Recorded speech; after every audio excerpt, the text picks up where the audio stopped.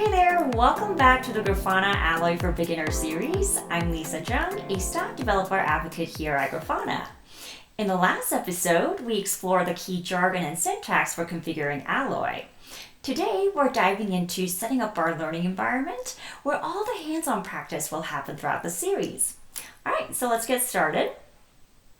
So here's a snapshot of our learning environment architecture. We have a 4-service application, which consists of the server, requester, recorder, and a Postgres database. The requester makes the HTTP request to the server. The server exposes a REST API and uses a database. The recorder service stores messages on an AMQP bus. And the Postgres database stores and retrieves data. Now each service comes instrumented to generate metrics, logs, traces, and profiles. And Alloy steps in to collect, process, and export telemetry data to relevant databases, such as Loki, Tempo, Mimir, and Periscope. Finally, we'll use the Grafana dashboard to visualize and explore all that data. And we'll be using this environment to learn how to use Alloy. To kick things off, open the series repo and scroll down to the Learning Environment Setup section.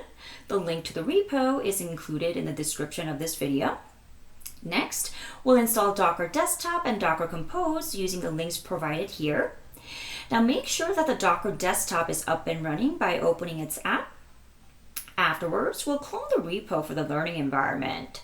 To do so, copy this command here, go to your terminal, paste and run the command, then navigate into the project directory, then use the make run command to start the learning environment.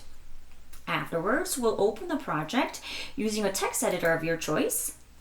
Now once you get there, expand the Alloy folder, then open the config.alloy file. So this is where we'll be building our pipelines for both infrastructure and application observability. And we're all set to go. All right, we just set up our environment. Over the next 3 episodes, we'll configure Alloy to build pipelines for infrastructure logs and metrics. Thanks for watching. See you in the next episode.